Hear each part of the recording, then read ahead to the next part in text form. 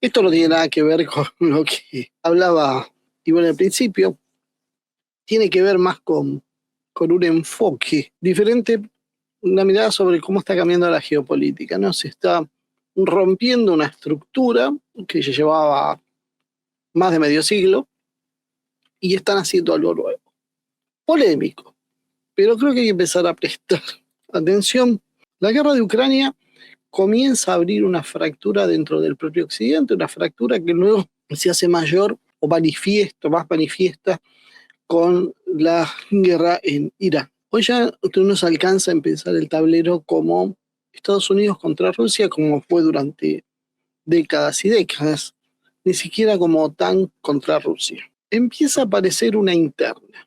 Por un lado, un sector MAGA, resumimos MAGA para hablar del sector que apoya a Trump, ese sector que no es solo el de Trump, sino que también ahora está enfrentado con Trump, es esa corriente de opinión que está en contra del modelo atlantista histórico, podríamos decir, y que lleva a que Estados Unidos busque a replegarse detrás de una lógica nacional, transaccional, industrialista y de costo-beneficio.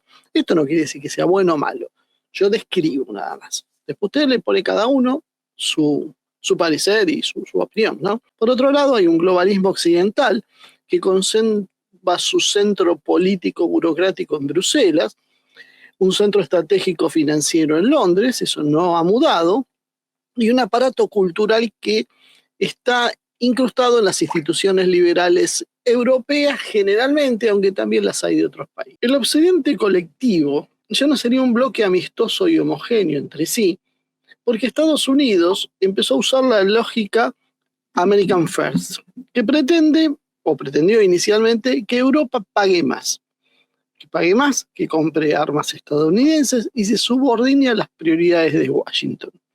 Mientras tanto, Europa busca rearmarse y construir una arquitectura militar propia. Y ahí empezamos a ver ese gran divorcio que los medios no están abordando, porque de hecho la mayoría de los medios están más bajo influjo europeo que estadounidense, curiosamente, aunque el cuño sea precisamente estadounidense. Es el sector, la facción de las élites estadounidenses que están asociadas con este sector de las élites europeas, que podríamos decir que en realidad funcionan como un solo conjunto, que ante las circunstancias ha decidido transformar ahora su centro estratégico, su núcleo, en Europa. Hay datos que ayudan a entender que esto no es una presunción que a mí se me ocurre, sino algo verificable formalmente. La declaración de Versalles en marzo del 2022, los líderes europeos dieron un paso fundamental porque hablaron de asumir más responsabilidad por su seguridad, aumentar su capacidad de acción autónoma y reforzar sus capacidades de defensa. Esto casi pasó desapercibido, pero en el 2025 la Comisión Europea presentó el Libro Blanco de Defensa y Rearme Europeo, que llega hasta el 2030. Está orientado a cerrar brechas militares, esto significa aumentar la producción industrial, financiar capacidades de defensa y apoyar a Ucrania, preparando a Europa para contingencias militares extremas hasta precisamente ese año, el 2030. Ahí se produce un punto de quiebre. Europa ya no está simplemente obedeciendo a Washington. Hasta ahora hemos dicho, Europa es un títere de Washington. Algo está pasando.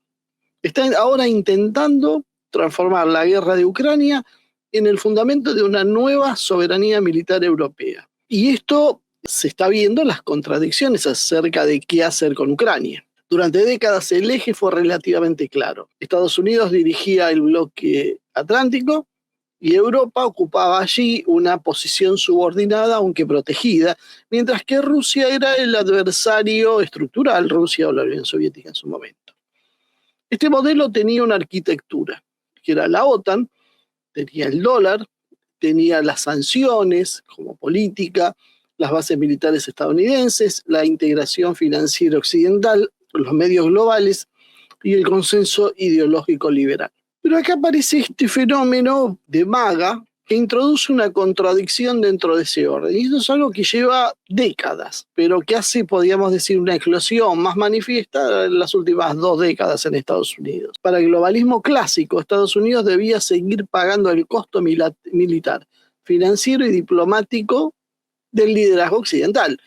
Es lo que veíamos. Estados Unidos bancaba la OTAN. Para MAGA, esto es lo que expresó luego Trump, ese esquema es una carga. Europa no paga lo suficiente, no acompaña las aventuras militares estadounidenses, por eso el problema que trajo Medio Oriente, compra protección barata y al mismo tiempo compite industrialmente con Estados Unidos. Por eso Trump no representa solamente un cambio de estilo, no es solo un bravucón, gritón y payaso. Representa una ruptura doctrinaria parcial que no quiere sostener el imperio liberal universalista como fue diseñado en 1991.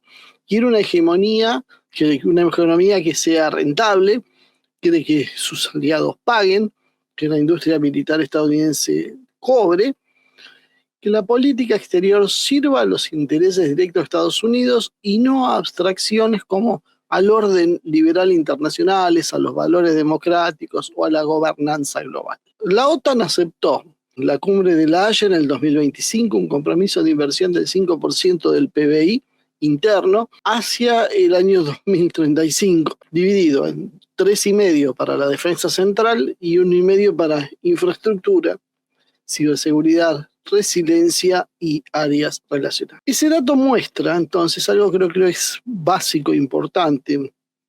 Tiene que ver con que la presión de Estados Unidos sobre Europa no es algo retórico.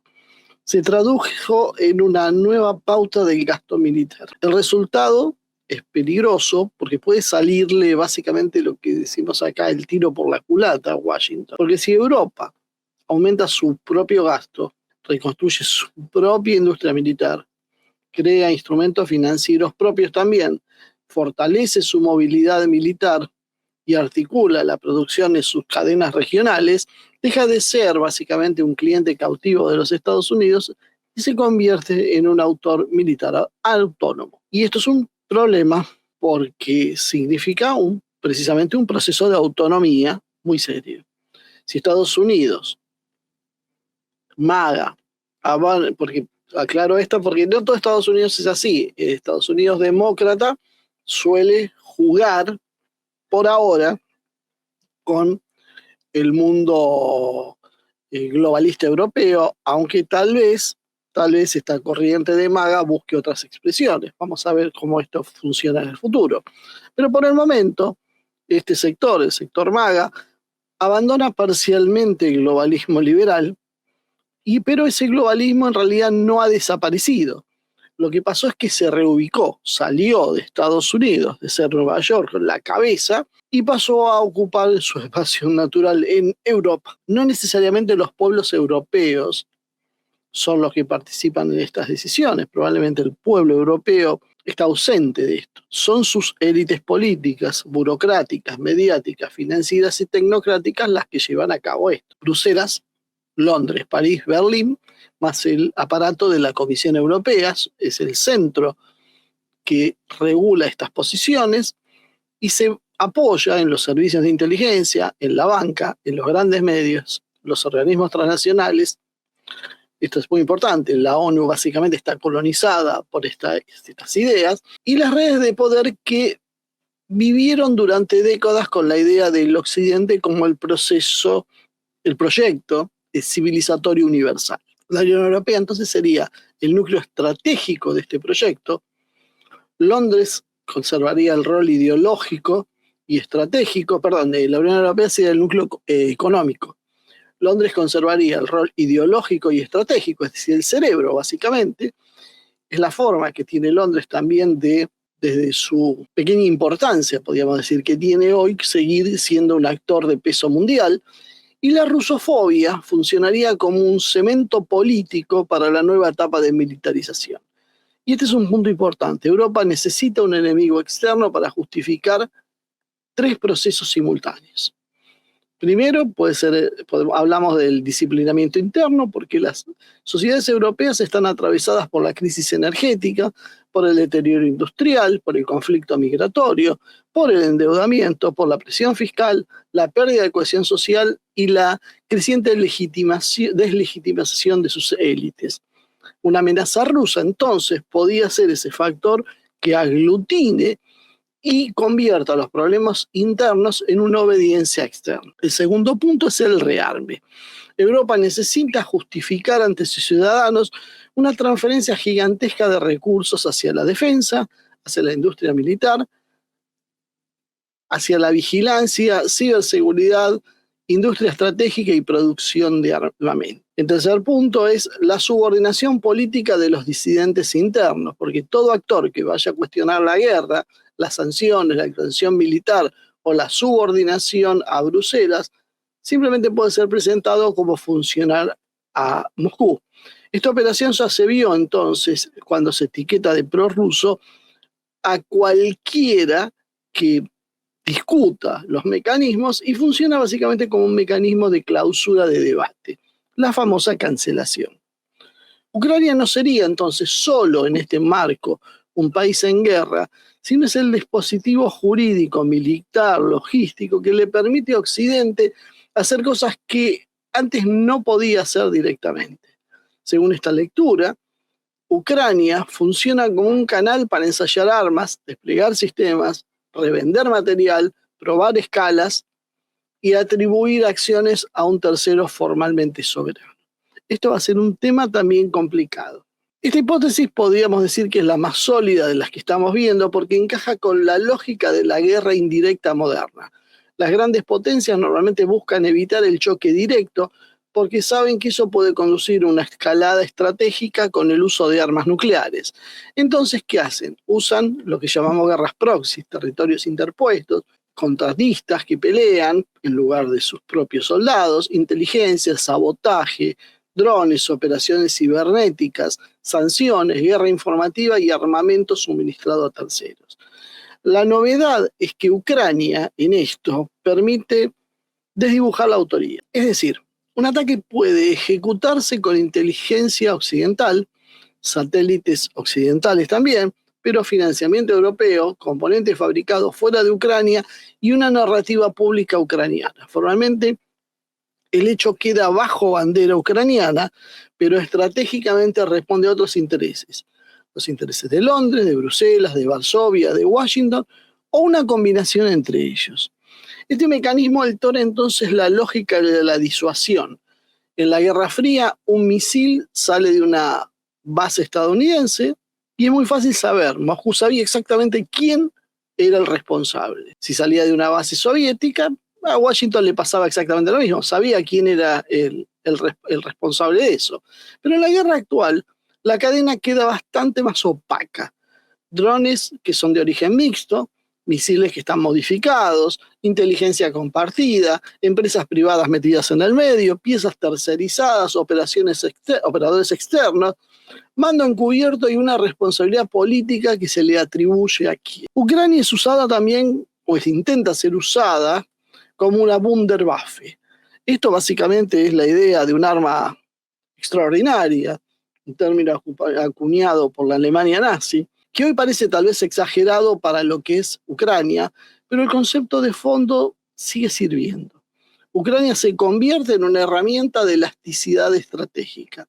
Permite subir el nivel de agresión sin asumir de inmediato el costo de una guerra directa entre la OTAN y Rusia. Es decir, se le achaca a Ucrania las intenciones de terceros. La OTAN, pese a su hostilidad hacia Rusia, básicamente podría ser el mal menor, fíjense lo que les estoy diciendo, con respecto a lo que se viene, que es una Europa militarizada ya fuera del control estadounidense. Y esto es lo que rompe el análisis convencional que hemos tenido durante el siglo XX y principios del siglo XXI. La OTAN clásica, bajo el mando estadounidense, tiene una lógica de disuasión. Era bastante fácil de entenderla, era muy agresiva, expansiva y antirrusa, con una conducción centrada en Washington. Había un interlocutor. Entendía que la guerra directa con Rusia podía derivar en la destrucción mutua y esto hacía predecible lo que iba a pasar. Estados Unidos podía usar a Ucrania para desgastar a Rusia, pero no necesariamente para provocar un choque frontal entre ambas naciones. Pero aquí hay un problema ahora, porque hay una Europa que está autonomizada, que puede actuar de otra forma. no porque sean suicidas los europeos, sino porque las burocracias europeas pueden creer que una escalada limitada, tecnificada, tercerizada y políticamente encubierta puede forzar a Rusia sin activar una respuesta nuclear. Y es un cálculo súper peligroso, porque acá aparece una diferencia entre la disuasión y la guerra administrada. La disuasión busca el choque directo y la guerra administrada lo que hace es empujar el límite sin cruzarlo del todo.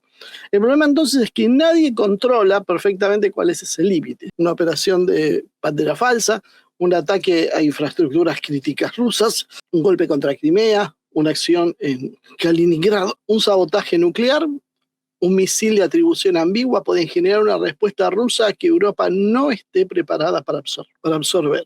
Hay sospechas de que Bruselas estaría desarrollando un programa nuclear encubierto. Y esto tal vez es la novedad más importante. Alemania sería la cabeza de ese programa y podía producir componentes para una bomba nuclear en muy poco tiempo. El Servicio de Inteligencia Exterior de Rusia sospecha entonces sobre esa posibilidad.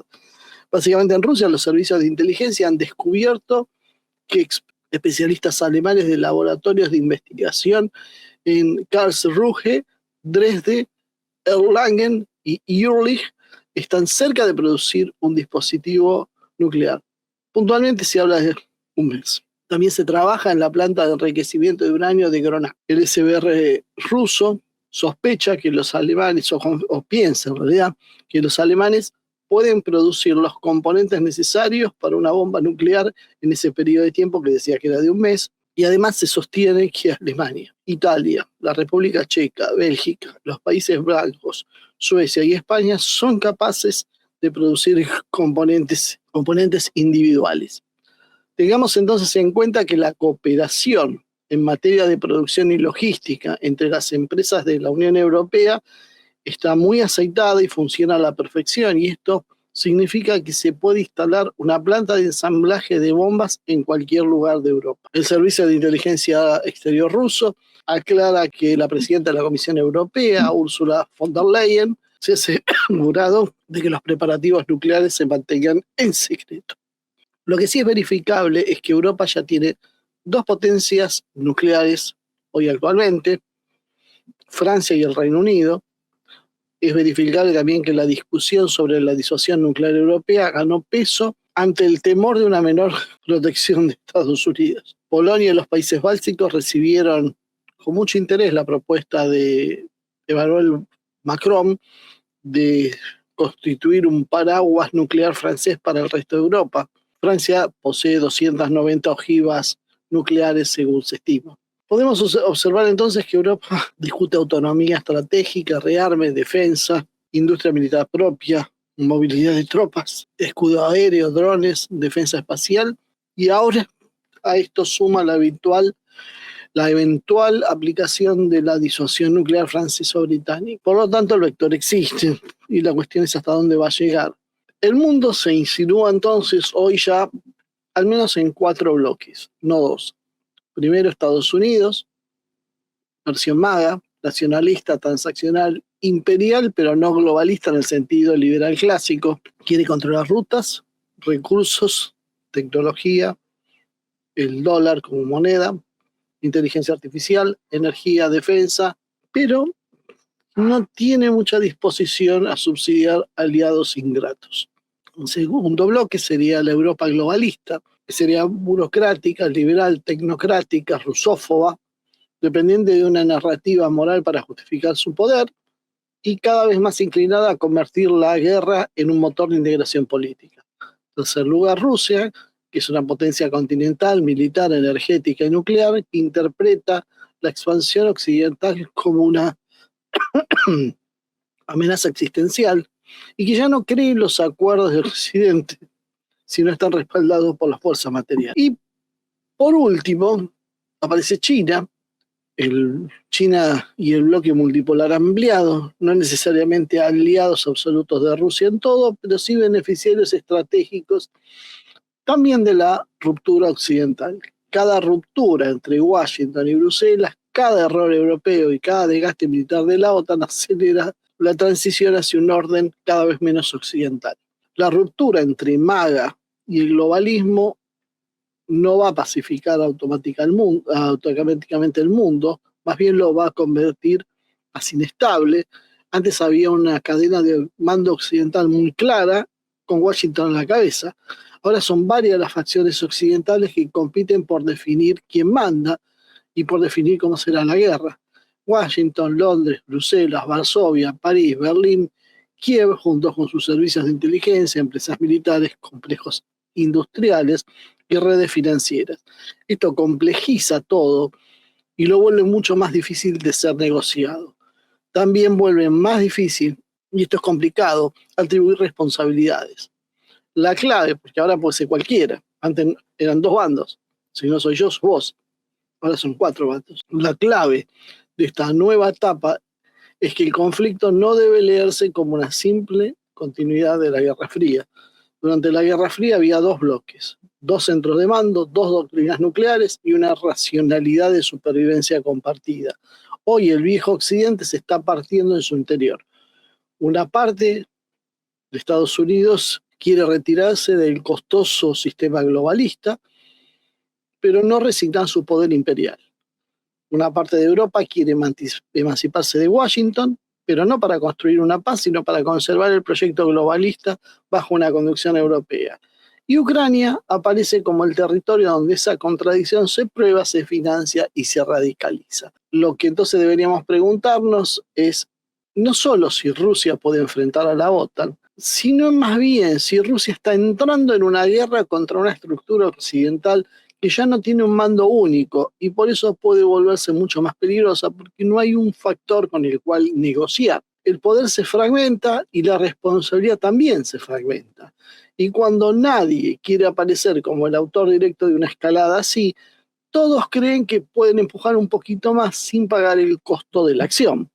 Y ese es el gran riesgo real. Una Europa debilitada en lo social subordina a sus élites a una legitimidad popular profunda, está necesitada de un enemigo externo y empujada por su propio complejo militar industrial.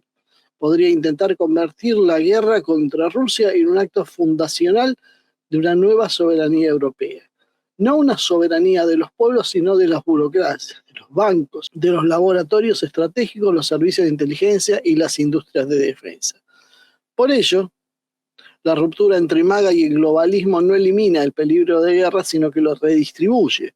Estados Unidos puede querer cobrar para proteger, Europa puede querer armarse para no obedecer, Ucrania puede seguir funcionando como una máscara operativa y Rusia, enfrentada a un enemigo menos centralizado y más ideologizado, puede llegar a considerar la ambigüedad occidental ya no como una cobertura tolerable, sino como una amenaza directa. Por lo tanto, la vieja fórmula Estados Unidos versus Rusia da paso a una fórmula mucho más peligrosa, una facción de los Estados Unidos que quiere retirarse del costo de ser imperio, una Europa globalista que quiere heredar su maquinaria y una Rusia que está obligada a decidir si enfrenta una alianza militar o una red de guerra distribuida que usa a Ucrania como un fusible.